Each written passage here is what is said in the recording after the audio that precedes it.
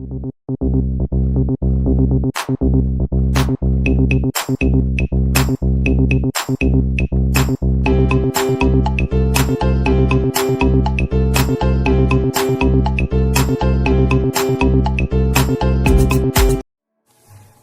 Morning friends, আমি তিনিওটা গৈ আছোঁ এখন বিয়ালৈ আৰু ৰাজাৰ ফূৰ্তি চাওক। সকলো কৈ আছোঁ ক'লৈ গৈ আছোঁ, কাৰ বিয়া, সকলো কম। ভিডিঅ'টো অকণো স্কিপ নকৰাকৈ আপোনালোকে চাই থাকিব।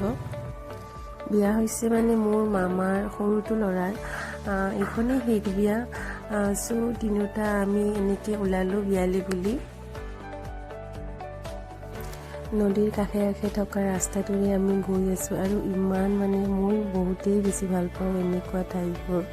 মানে মোৰ বহুত ভাল লাগে এনেকৈ নদী দেখিলে। আমাৰ তাত নাই যে, তাকে অকণ কেমেৰাত কেপচাৰ কৰি লৈছোঁ।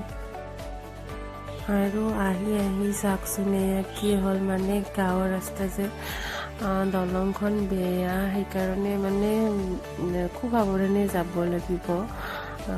আমি এনেকৈ নামি কিনি খোজকাঢ়ি এনেকৈ পাৰ হৈছোঁ। দলংখন একেবাৰে দুৰ্বল, ভয়ো লাগে। তাতে ৰাজা আছে লগত। আমি মানে দুখন দলং পাৰ কৰিছোঁ। ইয়াৰ পিছত আপোনালোকে আৰু এখন দলং পাব। দুখন দলং আমি খোজকাঢ়িয়ে পাৰ কৰিছোঁ। চাই থাকক।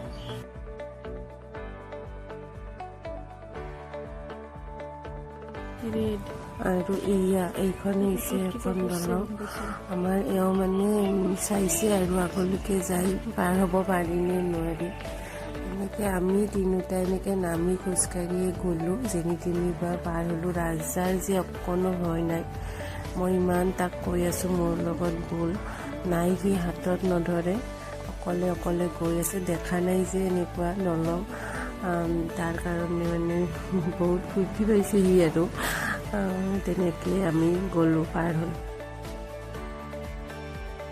এইয়া ৰভাতলিত দৰা বহি আছে আৰু আমি ফাইনেলি যেনি তেনি মানে দলং পাৰ হৈ মানে আহি পালোঁ। মুঠতে দৰাঘৰ আহি পালোঁ। আৰু এয়া ৰাজা আহিয়ে মামাকৰ লগত দিছে।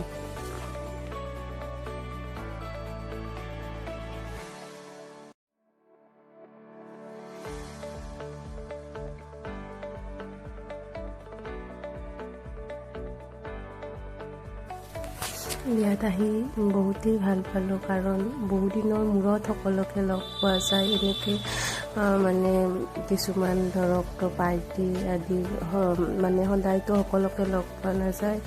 এনেকুৱাকৈ লগ পাওঁ আমি কেতিয়া মানে বহুত ভাল লাগে। সকলোৰে লগত কথা পাতিলোঁ ফাইনেলি। তাৰপিছত আমি খাই বৈ আকৌ ঘূৰিয়ে আহিলোঁ সোনকালে, যিহেতু নেক্সট ডে ৰাজাৰ স্কুল আছিলে, সেইকাৰণে আমি ঘূৰি আহিলোঁ।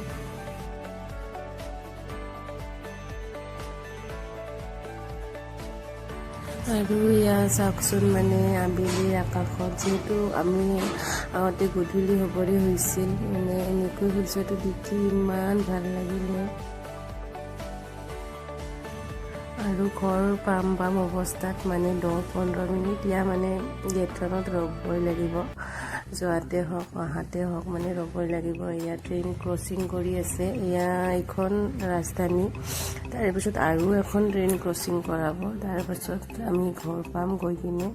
ভিডিঅ'টো যদি চাই অকণ হ'লেও ভাল পালে এনেকুৱা ব্লগবোৰ চাবলৈ চেনেলটো ছাবস্ক্ৰাইব কৰিব, লাইক কৰিব, কমেণ্ট কৰিব, লগৰ ফ্ৰেণ্ডছ ফেমিলিৰ লগত ভিডিঅ'টো শ্বেয়াৰ কৰিব। চৰ্দি হৈ থকাৰ বাবে মানে মাতটো একদম মানে সলনি হৈ গৈছে। সেইখিনি আপোনালোকে এডজাষ্ট কৰি ল'ব। আৰু এইখিনিয়ে আছিল আজিৰ ভিডিঅ'টো। পিছত আকৌ এটা নতুন ভিডিঅ'লৈ আমি লগ পাম। চ' আজিলৈ আহিছোঁ। তেতিয়াহ'লে ভিডিঅ'টো সম্পূৰ্ণ কৰি চোৱাৰ বাবে থেংক ইউ।